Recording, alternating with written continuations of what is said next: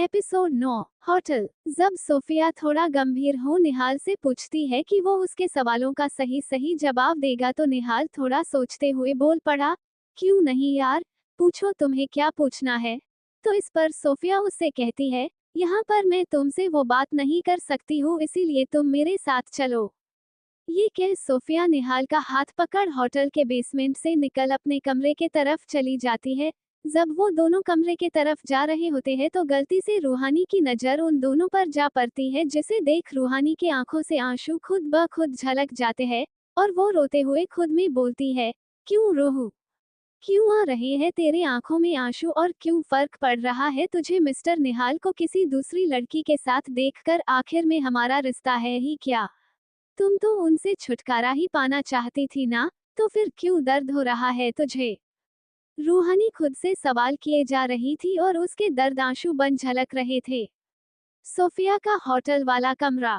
जब दोनों कमरे के अंदर आते हैं तो निहाल सोफिया से पूछता है, हाँ तो सोफिया अब बताओ आखिर में तुम्हें मुझसे ऐसी कौन सी जरूरी बात करनी थी जो तुम बाहर नहीं कर सकती थी। निहाल देखो मैं बातों को ज्यादा घुमा फिरा कर नहीं कहूंगी, मैं बस तुमसे साफ साफ जानना चाहती हूँ कि क्या तुम्हारे और रूहानी के रिश्ते की सच्चाई क्या है। क्या तुम रूहानी से प्यार करते हो। देखो मुझसे झूठ मत बोलना, मेरा ये जानना बेहद जरूरी है। जैसे ही सोफिया ये सवाल करती है निहाल के चेहरे का एक्सप्रेशन पूरी की पूरी ही बदल जाता है। वो शायद स्तब्ध रह गया, क्योंकि उसे इस बात की उम्मीद नहीं थी। निहाल प्लीज मुझे मेरे सवालों के जवाब दो। मैं समझ सकती हूँ कि तुम्हें मेरे मुंह से ये सब सुनकर हैरानी हो रही होगी कि मुझे ये सब कैसे पता। पर इसमें इतना सोचने वाली कोई बात नहीं है। तुम दोनों के बीच जिस तरह से झगड़े होते रहते हैं ना, इससे साफ साफ किसी को भी पता चल जाएगा कि तुम दोनों के बीच सब कुछ सही तो नहीं है। वैसे हाँ, मुझे इस बात की हैरानी तो है कि तुम्हें ये सब कैसे पता चला, पर तुम्हारे सवालों का मेरे पास कोई जवाब नहीं है सोफिया। क्यों निहाल, क्या तुम रूहानी से प्यार नहीं करते हो। ऐसा तो नहीं है, क्योंकि अगर तुम ये बोलोगे भी तो भी मैं नहीं मानूंगी, क्योंकि मैं तुम्हें अच्छी तरह जानती हूँ और तुम्हारे आंखों में रूहानी के लिए प्यार, उसके लिए परवाह दिखता है मुझे। पर सोफिया इससे क्या फर्क पड़ता है कि मेरे दिल में क्या है मिस रूहानी के लिए। सच्चाई तो यही है ना कि मिस रूहानी मेरे साथ 6 महीने इसीलिए रहने को तैयार हुई है क्योंकि उन्हें मुझसे डाइवोर्स चाहिए थी। पर तुम तो जानती ही हो कि कानूनी तौर पर डाइवोर्स लेने के लिए एक कपल को 6 महीने साथ में रहने होते हैं। हाँ निहाल, मैं ये बात जानती हूँ, लेकिन ये मेरे सवालों का जवाब नहीं है। तुम मुझे अपने मुंह से बताओ कि तुम्हारे दिल में रूहानी के लिए फीलिंग्स है या नहीं। प्लीज सोफिया, इस टॉपिक को यही खत्म करते हैं। और तुम्हें यही सब पूछना है तो मुझे और बहुत से काम है, मैं चलता हूँ।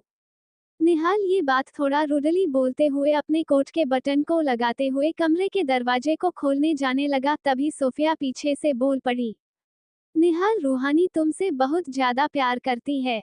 ये बात जैसे ही निहाल सुनता है उसके कदम खुद ब खुद ही रुक जाता है, और मानो उसके दिल की धड़कन की आवाज बहुत तेज हो गई हो। उसने जो सुना उस बात पर यकीन नहीं कर पा रहा था, इसीलिए एकदम से पीछे पलट पूछा, अभी अभी तुमने क्या कहा सोफिया। वही निहाल जो तुमने सुना। हाँ ये बात सच है कि रूहानी तुमसे बहुत ज्यादा प्यार करती है। अब तो निहाल के पैर मानो जमीन पर टिकी नहीं रहे थे। वो दौड़ते हुए सोफिया के पास आ गया और दोनों हाथों से उसके बाह को टाइटली पकड़ पूछने लगा, सोफिया तुम्हें पता भी है कि तुम क्या बोल रही हो। Are you serious. Please Sophia, अगर तुम मेरे साथ मजाक कर रही हो तो मैं पहले ही बोल रहा हूँ, मुझे इस तरह के मजाक बिल्कुल भी पसंद नहीं है। सोफिया उस वक्त सिर्फ निहाल के चेहरे को देख रही थी। उसका चेहरा इस वक्त देखने में एक अलग तरह ही लग रहा था, पूरी तरह से मासूम। सोफिया प्लीज बोलो, क्या तुम मेरे साथ मजाक कर रही हो। क्यों निहाल, तुम्हें इतना इंटरेस्ट क्यों हो रही है ये बात जानने में कि रूहानी तुमसे प्यार करती है या फिर नहीं। तुम्हारे दिल में तो उसके लिए कोई फीलिंग्स नहीं है ना, तो फिर इस टॉपिक का सच में कोई मतलब नहीं है। छोड़ो इसे, चलो बाहर चलते हैं। सोफिया ये बोल आगे बढ़ने लगी, लेकिन तभी निहाल बोल पड़ता है, मिस रूहानी मुझसे प्यार करती है या नहीं इस बात से हाँ फर्क पड़ता है मुझे, क्योंकि मैं उनके लिए कुछ महसूस करने लगा हूँ। मुझे नहीं पता क्यों, पर हाँ मुझे उनके करीब रहना अच्छा लगता है। मुझे नहीं पता क्यों, पर हाँ, मुझे उनके करीब रहना अच्छा लगता है। उन्हें खुले बालों में देखना, उनके हर छोटे बातों पर मुंह बना लेना, वो सब अच्छा लगता है। और हाँ, है मेरे दिल में मिस रूहानी के लिए फीलिंग्स।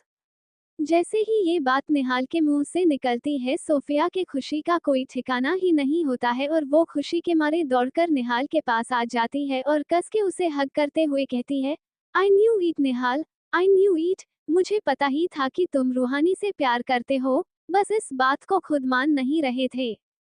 पर सोफिया, अभी जो तुमने बोला कि मिस रूहानी मुझसे प्यार करती है, क्या वो सच था या फिर मुझसे ये सब बुलवाने के लिए सिर्फ बोला गया एक झूठ? निहाल थोड़ा घबराते हुए ये पूछा, क्योंकि उसे डर था कि कहीं सोफिया ने हाँ कह दी तो उसका दिल टूट जाएगा। पर तभी सोफिया थोड़ा मायूस सा चेहरा बनाते हुए बोली, अब मैं तुम्हें कैसे बोलूं निहाल, वो दरअसल। सोफिया का चेहरा और उसके बात करने के तरीके को देख निहाल का चेहरा एकदम से उतर गया और वो उदास हो बोला, कोई बात नहीं सोफिया, मैं समझ सकता हूँ, तुम बस मुझे ये एहसास दिलाने के लिए झूठ बोली कि मिस रूहानी मुझसे प्यार करती है। देखो, मैं भी कितना बेवकूफ हूँ जो तुम्हारी बातों को सच मान बैठा, जबकि मुझे सच्चाई पता है कि वो मेरे साथ रहना तक नहीं चाहती है। शायद उनसे प्यार हो गया है, इसी वजह से सच जानकर भी उसे स्वीकार नहीं करना चाहता। प्लीज निहाल, एक मिनट तुम चुप रहोगे? मतलब मैंने भी अपनी बात पूरी की भी नहीं और तुम हो कि खुद ही डिसाइड कर लिए कि रूहानी तुमसे प्यार करती है या फिर नहीं?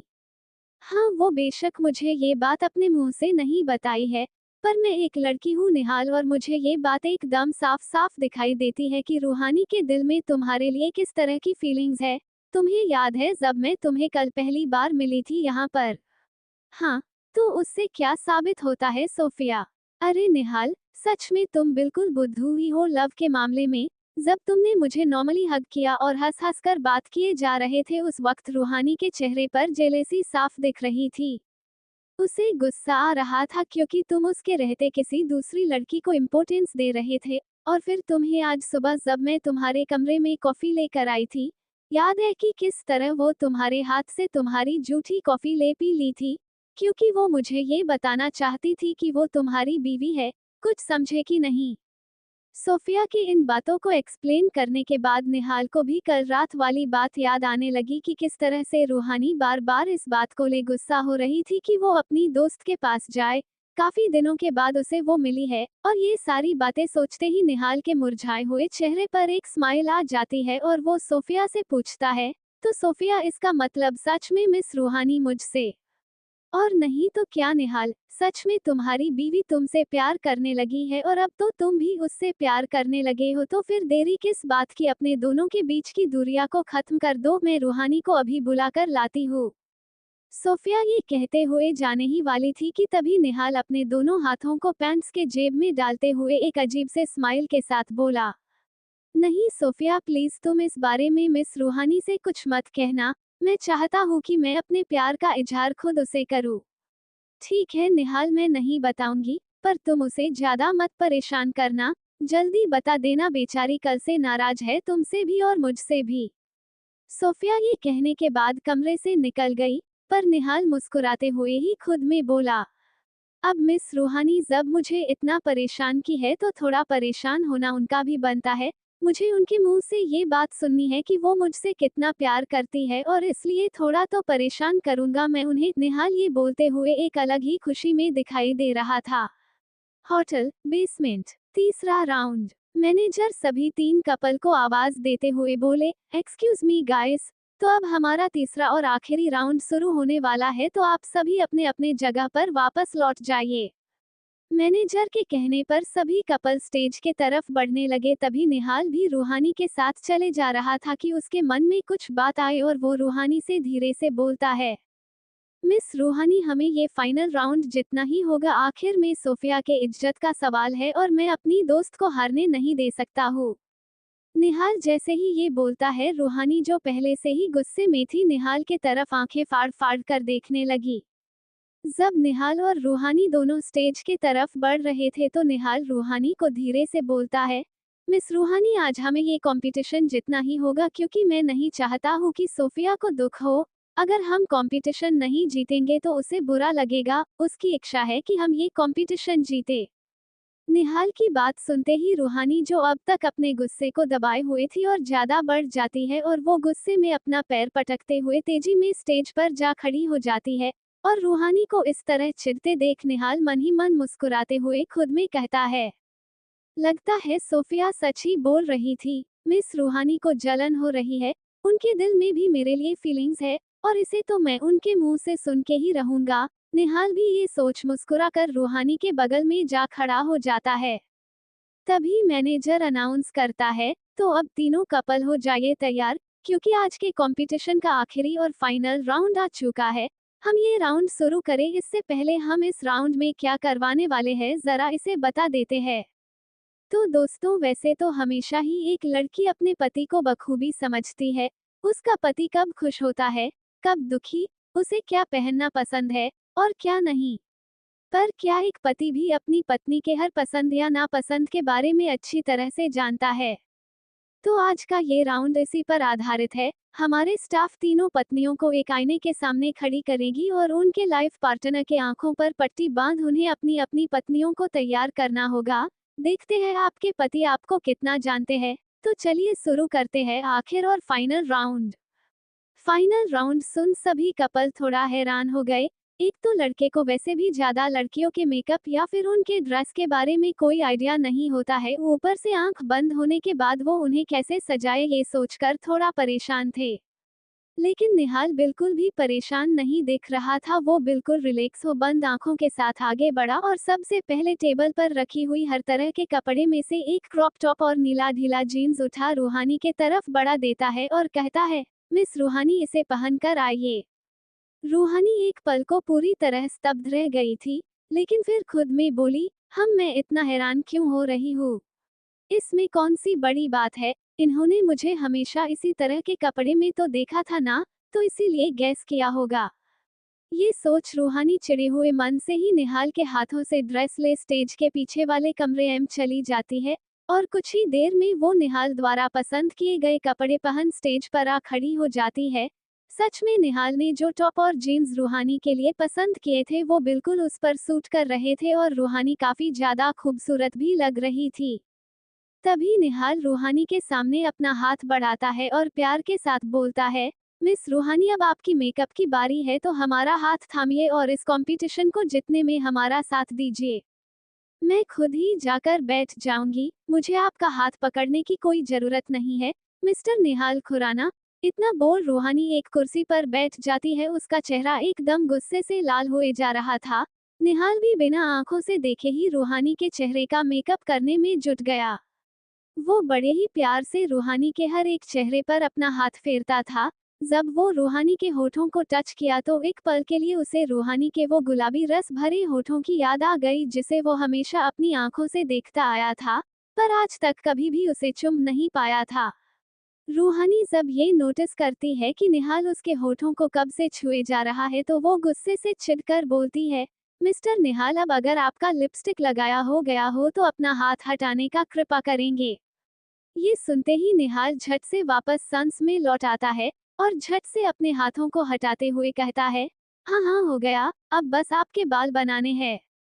लगभग आधे घंटे टाइम मिला था तीनों पतियों को अपनी पत्नियों को तैयार करने के लिए और फाइनली टाइम खत्म हो चुका था, इसीलिए मैनेजर बोला, ओके ओके दोस्तों, तो अब आप सभी का समय होता है पूरा, तो जिन्होंने जितना किया है उतने पर ही रुक जाइए। मैनेजर के कहते ही सभी लड़के एकदम से खड़े हो गए और तीनों लड़कियां भी कुर्सी पर से उठ खड़ी हो गई। उसके बाद स्टाफ ने सभी हस्बैंड के आंखों पर बंधी पट्टी हटाई और जैसे ही निहाल अपने सामने खड़ी रूहानी को देखता है वो एकदम अलग ही दुनिया में खो जाता है। वो बस रूहानी की खूबसूरती में पूरी तरह से डूब चुका था। कंपटीशन का फाइनल राउंड भी एंड हो चुका था, तो अब बारी थी उन तीनों जोड़ियों में से विनर चुनने की। जब से निहाल रूहानी को उस जीन्स टॉप में देखा था बस उसे ही देखे जा रहा था, मानो उसकी पूरी दुनिया बस रूहानी पर ही आकर खत्म हो जाती है। तो अब आप सभी दिल थाम लीजिए क्योंकि हम अनाउंस करने वाले हैं इस कंपटीशन के विनर को, जो कि आज के हर कंपटीशन में ये साबित किया है कि उनकी जोड़ी सबसे खास है। उन्हें एक दूसरे कद बड़े में हर एक बात पता है और वो एक दूसरे से बहुत सारा प्यार भी करते हैं। तो चलिए अब तारीफ बहुत हो गई, हम विनर का नाम बता देते हैं आप सबों को। तो आज के इस कंपटीशन का विनर है मिस्टर निहाल एंड मिसेज रूहानी खुराना। जैसे ही निहाल और रूहानी अपने नाम का अनाउंसमेंट सुनते हैं वो दोनों हैरान हो एक दूसरे को देखने लगते हैं, लेकिन बाकी के सभी लोग खड़े हो उनके लिए तालियां बजा स्वागत करते हैं। आई न्यू इट निहाल, मुझे पता था कि ये कंपटीशन तो तुम दोनों ही जीतोगे, बस अब जल्दी से तुम अपने दिल की बात रूहानी से बोल दो। सच में मजा ही आ जाएगा जब रूहानी तुम्हारे मुंह से उसके लिए आई लव यू सुनेगी। ये सब सोफिया ताली बजाते हुए खुदे बोले जा रही थी। वो सच्चे दिल से चाहती थी कि उन दोनों की दूरियां खत्म हो जाए। वो तो रूहानी को सब बता देना चाहती थी, पर चूंकि उसे निहाल ने बताने से मना किया था इसीलिए उसने कुछ भी नहीं कहा अभी तक। शाम का वक्त, रूहानी बिना कुछ भी बोले निहाल के साथ कार के तरफ बढ़े चली जा रही थी, क्योंकि अब उन दोनों को घर के लिए निकलना था। तभी पीछे से तेजी में चलते हुए सोफिया आवाज देती है, अरे निहाल। रूहानी, एक मिनट रुको। उसकी आवाज सुन दोनों पीछे मुड़ देखने लगे और फिर से सोफिया को निहाल के पास आते देख रूहानी गुस्सा हो गई और इस बार वो अपना गुस्सा नहीं छिपाए और बेहद बेरुखी ढंग से बोली, मिस्टर निहाल, सोफिया को आपकी कुछ ज्यादा ही याद आती रहती है, तो आप उसके साथ अच्छे से खड़े होकर बातें कीजिए। मैं जाकर कार में बैठती हूँ, क्योंकि मैं बहुत थक गई हूँ। मुझे कोई शौक नहीं है उनसे गप्पे करने का। जिस तरह से वो ये सब बोल रही थी निहाल को मन ही मन हंसी आ रही थी, क्योंकि वो अब जान चुका था कि उसकी पत्नी उससे प्यार करने लगी है। अरे निहाल, ये रूहानी कार में जाकर क्यों बैठ गई? क्या तुमने उससे बात की, उसे अपने दिल की फीलिंग्स बताई? क्या वो ये सब जानकर गुस्सा हो गई? प्लीज निहाल, कुछ तो बोलो। प्लीज धीरे बोलो सोफिया, वरना मिस रूहानी सब सुन लेंगी। मैंने अभी उनसे अपने दिल की फीलिंग्स नहीं बयां की है, क्योंकि मैं जानता हूँ वो थोड़ा ज्यादा ही गुस्से में है, और ऐसे में अगर मैंने उन्हें अपने दिल का हाल बताया तो वो ना जाने कैसे रिएक्ट कर बैठेगी, इसीलिए पहले उनसे ही बुलवाऊंगा। क्या? प्लीज, मैंने कहा ना, जरा धीरे बोलो, वरना वो सुन लेंगी। यार निहाल, क्या तुम भी बच्चों के जैसे हरकतें कर रहे हो? अरे तुम भी ये बात अच्छी तरह जानते हो कि उसकी गुस्सा का असल वजह क्या है। जब तुम उससे प्यार का इजहार कर दोगे तो वैसे भी उसका सारा गुस्सा एक पल में गायब हो जाएगा, फिर ये सब क्यों? अच्छा ठीक है सोफिया, मैं और ज्यादा देर नहीं करूंगा। मैं रास्ते में ही उनसे अपनी फीलिंग्स बतला दूंगा, फिर जो होगा देखा जाएगा। ये हुई ना मेरे दोस्त वाली बात, चलो अब जल्दी निकलो। सोफिया ये बोलते हुए एक प्यार भरा हाथ निहाल के कंधे पर रखती है, जिसे कार के अंदर बैठी रूहानी देख लेती है और झुंझलाते हुए बोलती है, मिस्टर निहाल, अगर आपको टाइम लगेगा तो मैं निकल जाती हूँ, आप दूसरी कार से आ जाइएगा। ये सुनते ही सोफिया निहाल के तरफ मुस्कुराकर देखते हुए धीरे से बोली, आहा, आग दोनों तरफ बराबर लगी है क्यों मिस्टर निहाल खुराना? तुम्हारी बीवी तो कुछ ज्यादा ही पॉजेसिव हुए जा रही है। चुप करो तुम। अच्छा, मैं निकलता हूँ। हाँ, पर मुझे बताना मत भूलना, कल मैं कॉल करूंगी। अच्छा ठीक है, लेकिन अभी जाता हूँ। निहाल ये बोल तेजी से ड्राइविंग सीट पर बैठ गया और बेल्ट लगाते हुए कार स्टार्ट कर दिया। वो कार ड्राइव करते करते चोरी भरी नजरों से रूहानी के चेहरे को देखने की कोशिश कर रहा था और ये नोटिस करने की कोशिश कर रहा था कि वो अभी भी गुस्से में है या फिर। लेकिन अभी निहाल ये बात नोटिस कर पाता। कुछ ही दूर जाने के बाद रूहानी बिना उसके तरफ देखे बोली, मिस्टर निहाल, प्लीज कार रोकिए। वॉट? ये क्या बोल रही है मिस रूहानी? इस जगह पर कार रोकूं? पर क्यों? वो मैं आपको बताना जरूरी नहीं समझती, बस आप कार रोकिए। रूहानी का गुस्सा तो निहाल को समझ में आ रहा था, पर जब वो इस तरह बेरुखी अंदाज में गाड़ी रोकने के लिए बोली, ये बात निहाल को एकदम हैरान कर गई। वो कुछ पूछता उससे पहले ही रूहानी कार के दरवाजा को खोलने लगी। रूहानी कुछ ज्यादा ही गुस्से में ये बात बोले जा रही थी। इस तरह गुस्से में रूहानी को देख निहाल थोड़ा घबरा गया कि कहीं वो गुस्से में आकर सच में चलते कार से ना उतरने लग जाए, इसीलिए वो झट से बोल पड़ा, ओके ओके मिस रूहानी, मैं कार रोक रहा हूँ। जैसे ही निहाल ने साइड में कार रोकी, रूहानी झट से कार से निकल तेजी में सड़क के बीचों बीच चलने लगी। अरे मिस रूहानी, रूहानी, एक मिनट रुकिए। निहाल भी कार से निकलते हुए रूहानी के पीछे पीछे दौड़ने लगा और उसे पीछे से रोकने के लिए आवाज भी दिए जा रहा था, पर रूहानी पर इसका कोई असर नहीं हो रहा था। वो बस सारी बातों को अनसुना कर अपने कदमों को और तेजी से बढ़ाए जा रही थी। अब निहाल को भी बहुत ज्यादा गुस्सा आने लगा था रूहानी पर, इसीलिए वो तेजी में दौड़ते हुए रूहानी के पीछे पहुंच उसका बाह पीछे से कसकर पकड़ते हुए अपनी तरफ खींच लेता है और गुस्से से कहता है, आपकी प्रॉब्लम क्या है आखिर में मिस रूहानी? आप चाहती क्या है? शाम से ही देख रहा हूँ मैं, आप कुछ ज्यादा ही गुस्सा कर रही है। आखिर में इतना गुस्सा आपको किस बात पर आ रहा है? आपने मुझे पकड़ने की हिम्मत कैसे की? छोड़िए मेरा हाथ, मुझे आपको कुछ भी एक्सप्लेन नहीं करना है, बस छोड़िए मुझे, मुझे कुछ टाइम अकेला रहना है। आपका ये सड़ा चेहरा देखने का मन नहीं है मेरा। रूहानी इतना बोल तेजी में निहाल से हाथ झटकते हुए आगे बढ़ने लगी, लेकिन अब निहाल भी कहाँ मानने वाला था। उसे भी गुस्सा आ गया था, इसीलिए वो भी फिर से रूहानी के पीछे बढ़ झट से इस बार उसको अपनी तरफ घुमा दोनों हाथों से उसके बाह को पकड़ बोला, आपको मेरा चेहरा सड़ा लगता है? वाओ, अब जो भी वजह है आपके गुस्से होने का जल्दी से बोलिए, वरना आप मुझे अभी तक अच्छी तरह से जानती नहीं है कि मैं क्या क्या कर सकता हूँ। निहाल को इस तरह खुद पर हक जमाते देख रूहानी गुस्से में अपने दोनों हाथों से उसे धक्का दे देती है और जोर से चिल्लाते हुए कहती है, आपको कितनी बार कहा है मैंने कि मुझसे दूर रहा कीजिए, और फिर किस हक से आप मुझे छूने की कोशिश करते हैं?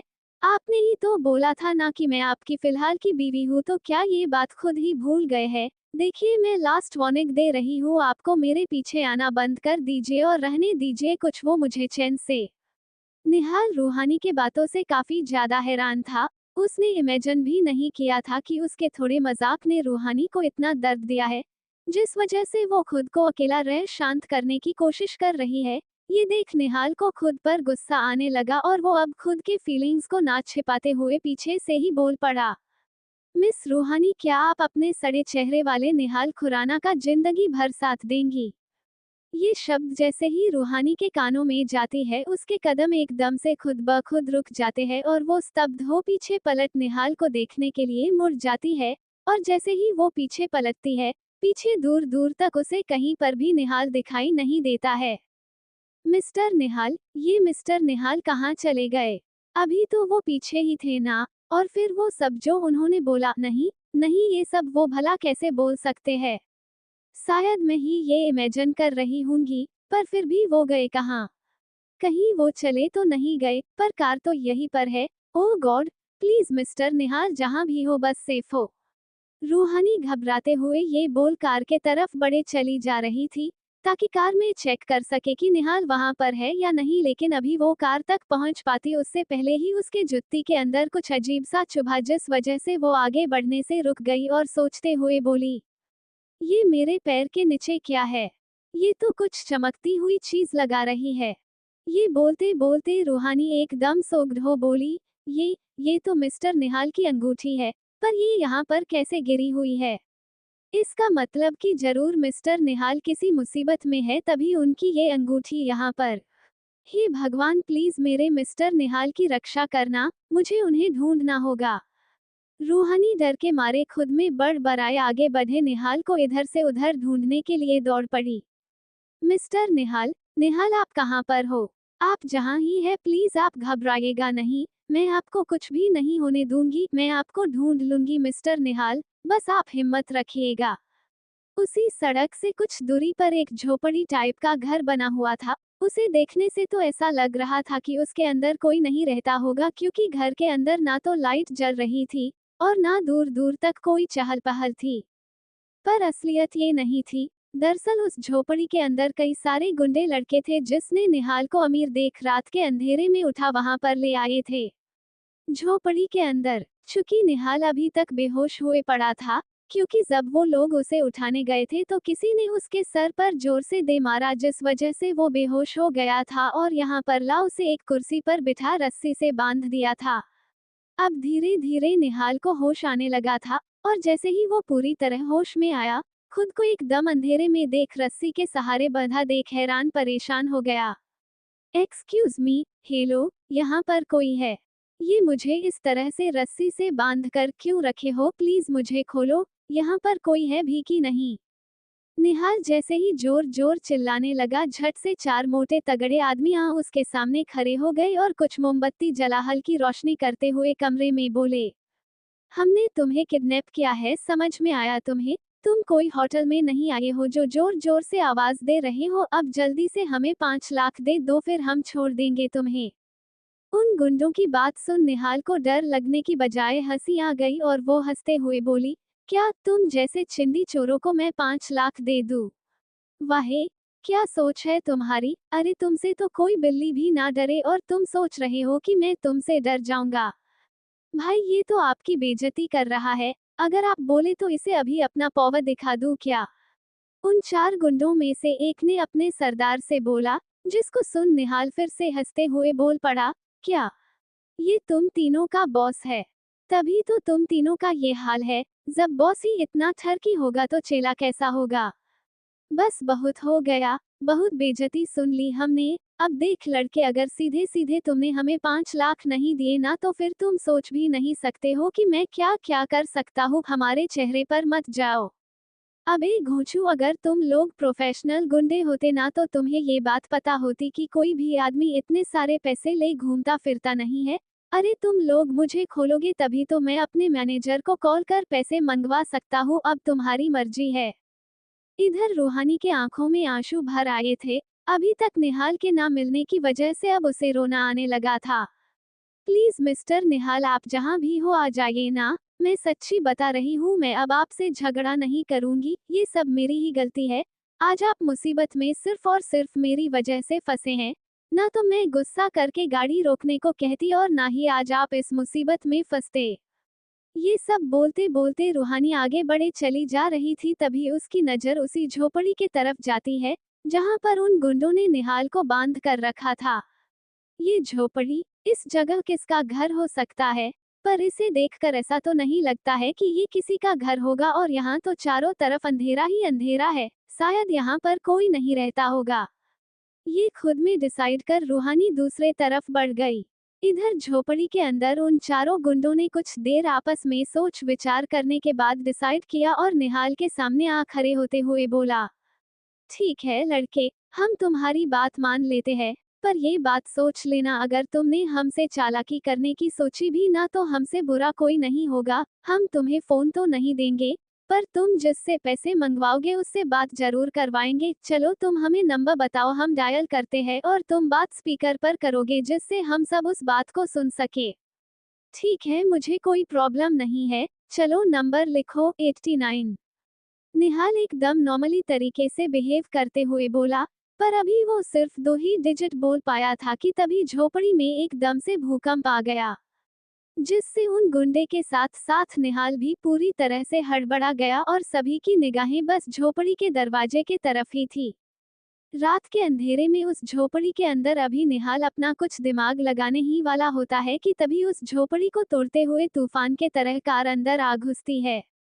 कार को इस तरह अंदर आते देख वो चारों गुंडे हैरानी से एक दूसरे को देखने लगते हैं और उनमें से एक बोलता है, अरे बॉस, ये कार खुद भी खुद कैसे चले आ रही है? अबे चुप कर बेवकूफ, क्या पागलों जैसी बात कर रहे हो? जाकर देखो उस कार के अंदर कौन है। उसकी कोई जरूरत नहीं है पाजी, क्योंकि हम खुद ही अपना दर्शन दे देते हैं आप सभी महानुभाव को। एकदम हीरो वाली एंट्री मारते हुए स्टाइलिश अंदाज में कार से बाहर निकलते हुए आंखों पर चश्मा पहन एक हाथ में बंदूक लिए खड़ी हो जाती है। और जैसे ही उन चारों गुंडे के साथ निहाल सामने रूहानी को खड़ा देखता है वो पूरी तरह सोग्ड हो जाता है। वॉट, ये मिस रूहानी को क्या हो गया? ये इस तरह से यहाँ पर क्यों आ गई? अबे लड़की, तुम कौन हो और तुम यहाँ पर क्यों आई हो? अब आपको हमारा इंट्रोडक्शन चाहिए? तो चलिए हम पहले अपना परिचय दे देते हैं, उसके बाद हम आप सबका बैंड बजाएंगे। मेरा नाम है मिस रूहानी खुराना, और हम हैं आपने जिन्हें उठाया है ना, मिस्टर निहाल खुराना की इकलौती और परमानेंट वाइफ। हाँ, हमारे बीच झगड़े चल रहे हैं अभी, पर वो हम दोनों के बीच की बात है। अगर मेरे पतिदेव को किसी तीसरे ने नुकसान पहुंचाने की सोची भी ना तो मैं उसका ऐसा बैंड बजाऊंगी, ऐसा बैंड बजाऊंगी कि वो खुद को पहचान नहीं पाएगा। अच्छा बहन, तुम इसकी पत्नी हो? अपने चमचे को इस तरह से रूहानी को बहन बोलते देख उनका बॉस गुस्से से उसके सर पर मारते हुए कहता है, अबे गधे, वो लड़की यहाँ पर हमें मारने की बात कर रही है और तू उसको बहन बुला रहा है। अब यही खड़े खड़े उसकी प्रवचन सुनेगा या फिर जाकर उसको ठिकाना भी लगाएगा? जी बॉस, मैं अभी जाकर उस लड़की को पकड़ता हूँ।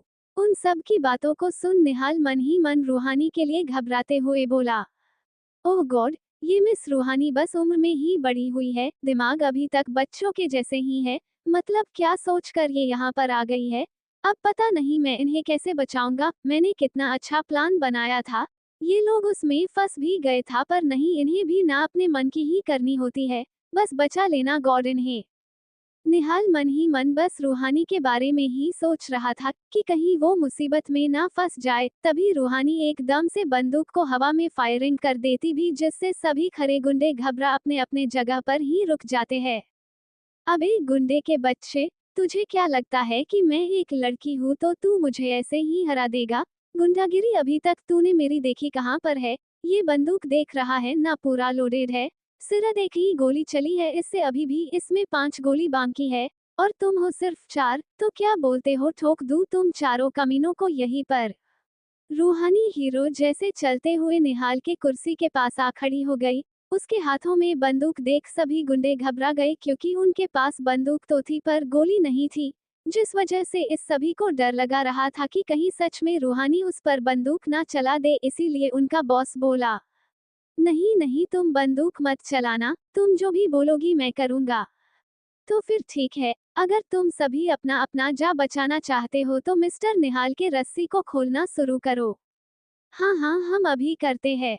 वो चारों गुंडे रूहानी से इस कदर डर रहे थे जैसे कि रूहानी सच में कोई डॉन हो, और ये देख निहाल को बहुत हैरानी हो रही थी। मैडम, हमने आपके पति को खोल दिया है, अब प्लीज हमें छोड़ दीजिए। आपको इन्हें जहाँ ले जाना है लेकर जाइए, नहीं चाहिए हमें पैसे, पर प्लीज मैडम हम पर बंदूक मत चलाइएगा। अब तुम इतनी मिन्नतें कर रहे हो तो ठीक है, तुम सभी के जान को बख्श देती हो इस बार।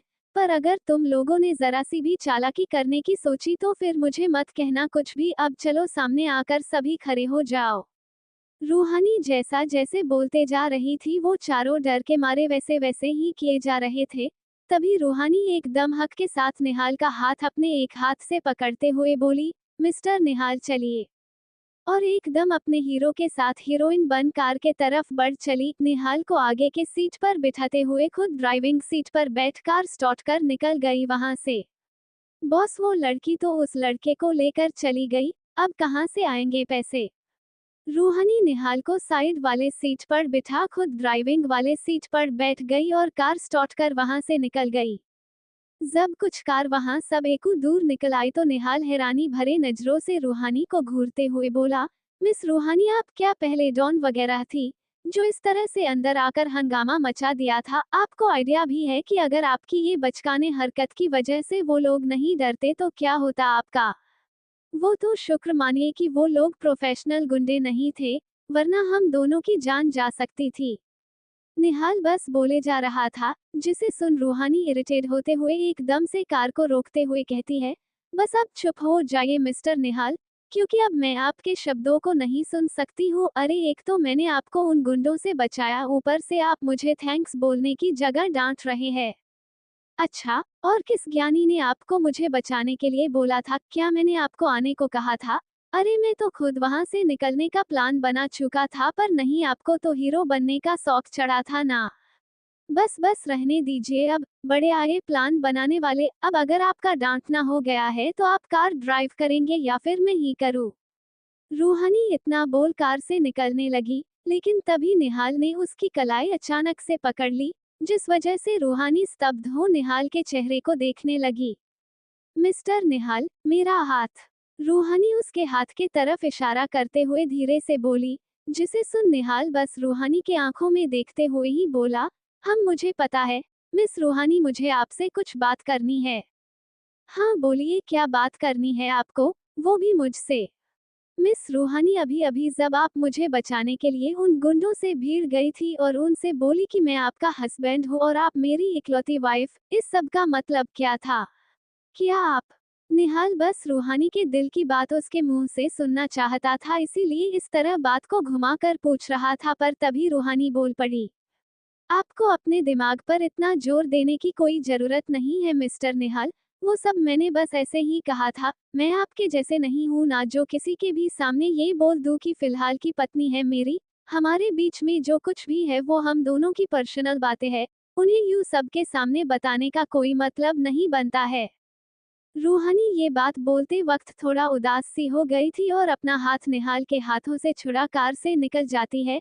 लेकिन अभी रूहानी कुछ ही कदम चली थी कि तभी पीछे से निहाल बोलता है, तो क्या आपको इस बात का बुरा लगा है कि मैंने उस दिन सोफिया के सामने आपको फिलहाल वाइफ बता मिलवाया था? बुरा लगने वाली मैं कौन होती हूँ मिस्टर निहाल? मैं तो बस आपके दादाजी की पसंद ही थी ना। आपको तो कभी मेरे साथ रहना ही नहीं था, इसीलिए तो शुरू के 3 सालों में आपको ये तक याद नहीं था कि आपकी शादी भी हुई थी, तो फिर मुझे तकलीफ क्यों होगी? मैं जब सच्चाई जानती ही हूँ तो, और फिर मैं भी तो आपसे डाइवोर्स ही चाहती हूँ। रूहानी के जुबां बोल तो रहे थे पर उसके आंखों में छिपी दर्द निहाल साफ साफ देख पा रहा था। उसके दर्द को निहाल महसूस कर पा रहा था और उसे खुद पर गुस्सा आ रहा था कि वो अपनी पत्नी को कैसे भूल सकता है, कैसे इतने सालों तक एक बार भी वो उससे मिलने तक नहीं आया। क्या हुआ मिस्टर निहाल, अब क्या सारी रात यहीं पर खड़े रहने का इरादा है आपका? हमें घर भी पहुंचना है, चलिए अब इससे पहले कि कोई दूसरी मुसीबत आ जाए। रूहानी ये बोल कार के दूसरे साइड जाकर बैठने लगी, लेकिन तभी जोरदार बारिश शुरू हो गई।